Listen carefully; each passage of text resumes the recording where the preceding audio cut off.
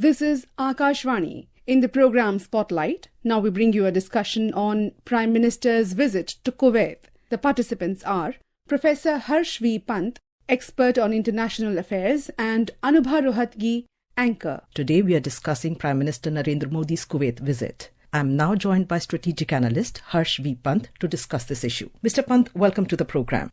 Thank you very much for having me. Mr. Pant, Prime Minister Narendra Modi is the first Indian Prime Minister to visit Kuwait in over 4 decades. How significant is the visit from the point of view of bilateral relations?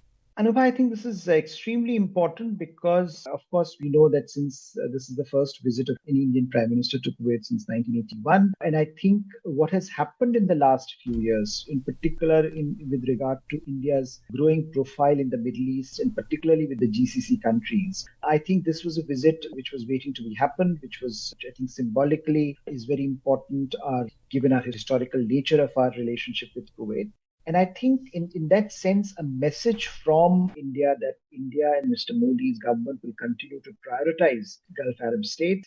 In some ways, this becomes, the inauguration of his third term in the Gulf with this big bang visit to Kuwait, both telling the region that it continues to be a priority and back home in India that India will continue to prioritize this region. So I think given how Indian foreign policy in the Middle East has evolved in the last few years, this visit is very important and is sending out multiple messages to multiple audiences about India's foreign policy priorities, both within the region as well as externally. We have with us Vinod Kumar, Prasar Bharati Special Correspondent in Dubai, with details of Prime Minister Modi's visit to Kuwait. Prime Minister Modi was welcomed with full ceremonial honours by the Kuwait's Prime Minister Sheikh Ahmed Al Abdullah Al Ahmed Al Sabah at the Bayan Palace, where the comprehensive discussions on strengthening bilateral cooperation took place. The prestigious Order of Mubarak al-Kabir, established in 1974 and awarded to select global leaders, symbolizes the deepening of diplomatic ties between India and Kuwait. In accepting the honor, Prime Minister dedicated it to the enduring friendship between the two nations, the Indian community in Kuwait and India's 1.4 billion citizens. The visit also yielded significant outcomes, including the signing of several bilateral agreements and memorandum of understandings. Both nations acknowledged the importance of their people-to-people ties, with Kuwait expressing appreciation for the contributions of its million-strong Indian community to the country's development. The establishment of new joint working groups and the Joint Commissioner of Cooperation Framework will further facilitate collaboration in areas such as trade, investment, education, technology, agriculture, security and culture. Kuwait is one of India's top trading partners. It is also a part of the Gulf Cooperation Council or the GCC. And in fact, it is the only GCC country that Prime Minister Modi had not yet visited. At a time when India is holding negotiations with the GCC for a free trade pact and Kuwait is chairing the GCC currently, will this visit have an impact? What do you expect? That's precisely the reason, I think, in some ways why this visit is so important, because given India's growing role in the Gulf and given India's growing interest and engagements with the Gulf countries, as you said, Kuwait was one country which India had not visited, and with Kuwait now being the chair of the GCC, certainly I think it's likely that India should have an impact on the negotiations on FTA. But I think beyond that, it is extremely important for India to continue to engage the Gulf because of our trading priorities with the Gulf and how important Gulf has become for India and for India's economic engagement.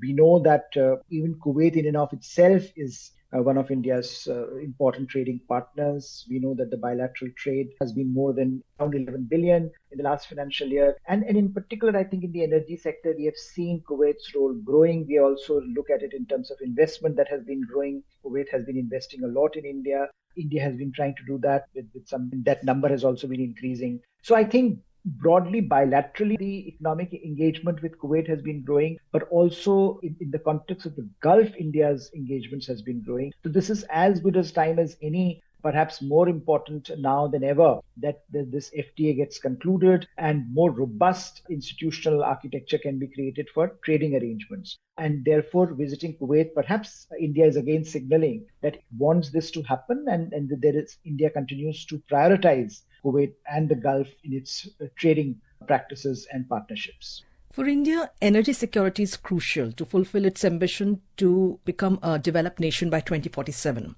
And at present, Kuwait is our 6th largest crude oil supplier. What role can the expanding ties between India and Kuwait play in our energy requirements, in fulfilling these requirements? For any growing economy like India's, and India has major ambitions, in India wants to be a $10 trillion economy, with India wants to be the third largest economy within the next 2 to 3 years. So I think as India grows and as India grows comprehensively, and India continues to have great expectations and aspirations to become one of the nodal economic actors in the international order, in a sense, having a diversified portfolio of energy suppliers is going to be very, very critical. We know how some of the challenges that have emanated because of the energy insecurity that has emanated in the world in terms of how things have flared up. We also know that Middle East itself remains a very volatile region. Anytime anything can happen, conflicts can get amplified. You have already a war-like situation in the region, almost on a precipice.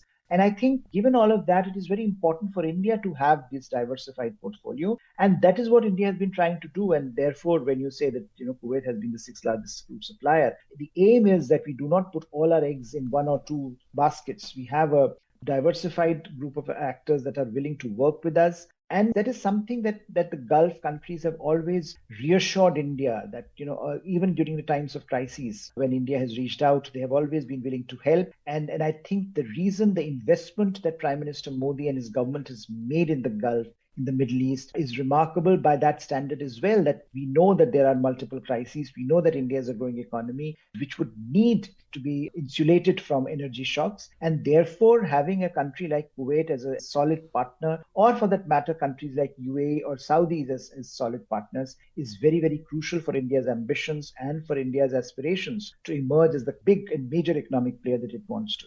Mr. Pant, as always, the Prime Minister interacted with the Indian diaspora during this visit, which included a visit to the labour camp in Kuwait that houses about 1,500 Indian nationals. In fact, that was the first program in his itinerary. How do you view this? Do you think there was a message intended to be sent out by prioritizing this? The message was about how important a role Indian diaspora and Indian labour plays in Kuwait. He talked about the contribution of Indian talent and technology and Indian traditions to the emergence of Kuwait. And there, I think the message was both to Kuwait that look at the contributions and recognizing those contributions. And when you have an Indian Prime Minister meeting going to a labor camp, I think it sends out a message to the local leadership how concerned Indian political leadership is about the situation of the labor in Kuwait, and both in terms of labor and in terms of the professional class that is now increasingly embedded in the Middle Eastern economies. The message was that it is India's talent that I think has become one of India's major attractions, and that talent, that labor, continues to play a very positive role in other countries. Prime Minister Modi has been bestowed with Kuwait's highest honour. What does it say about Mr. Modi's stature as a world leader and about India's rising clout in world? Prime Minister Modi has been, bestowed from several countries around the world. And it tells you, that Mr. Modi is a leader whose leadership is today acknowledged everywhere in the world. That, even in the Gulf, for example, where he has received so many awards from so many countries, this is something that people recognize his contribution to building these relationships, his leadership in making sure that various stakeholders in these countries could come together and talk about more positive, forward-looking bilateral relationships. So in this particular case, for example, India and Kuwait. But I think it tells you the story of India's rise, that today India is at the center of global governance conversations, India at the center of the changing world order, and countries are looking at India with a degree of hope and expectation that India's leadership will deliver on a number of fronts when it comes to turbulence that the world faces.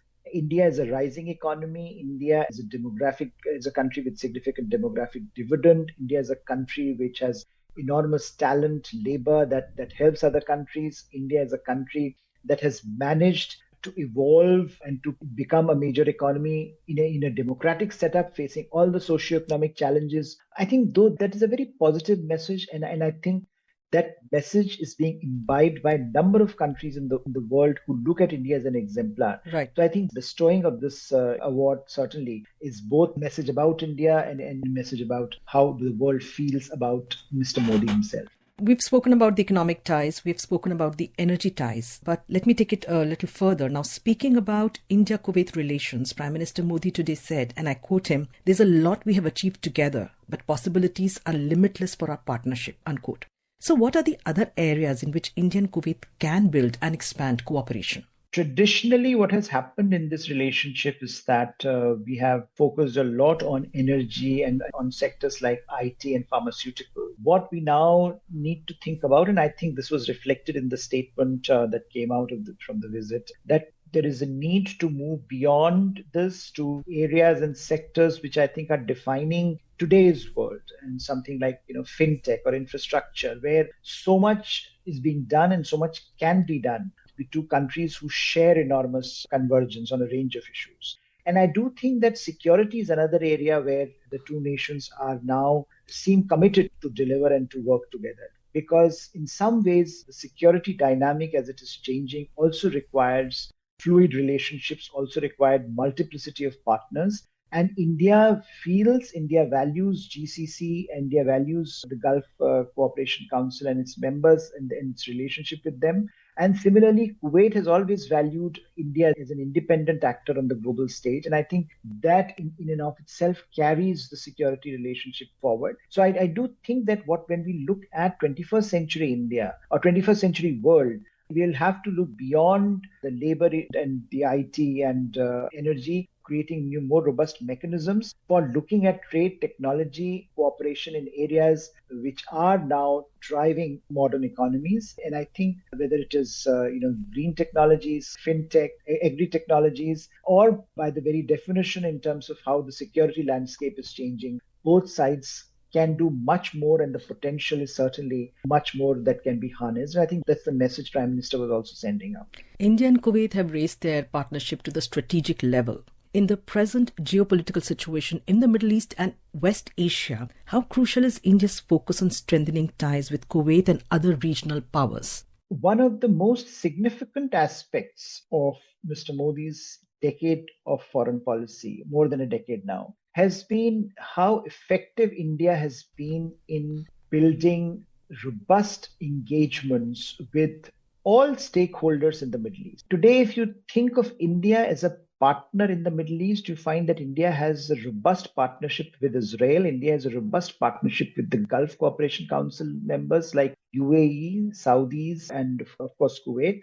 And on the other hand, you also have Iran, with which India has strong ties. India has been able to pursue this multi-aligned policy in the Middle East, which is quite extraordinary and which has been able to manage some of this geopolitical turbulence that we have seen. Now, the challenges, of course, are huge challenges if you think in terms of what is happening in the Gulf, in the Middle East, conflict in the warlike situation, a very volatile situation. I think all of those situations demand that India increase, not decrease, its presence, its profile, its engagements with the region. And that's what India has been trying to do. If you think of the ambition of India in the region, there is one word that defines that ambition, and that is IMEC, India, Middle East, Europe Economic Corridor, that was announced at the G20 summit during India's presidency.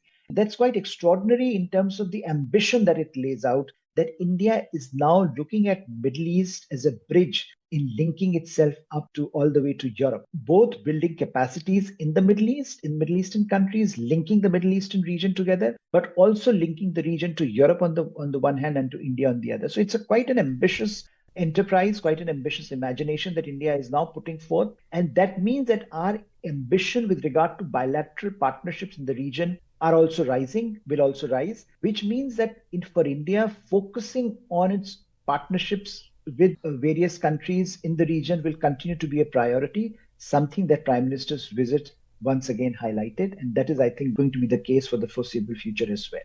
Mr. Pant, thank you so much for speaking with Akashvani on the very important issue of Prime Minister Modi's visit to Kuwait. Thank you so much. You were listening to a discussion on Prime Minister's visit to Kuwait.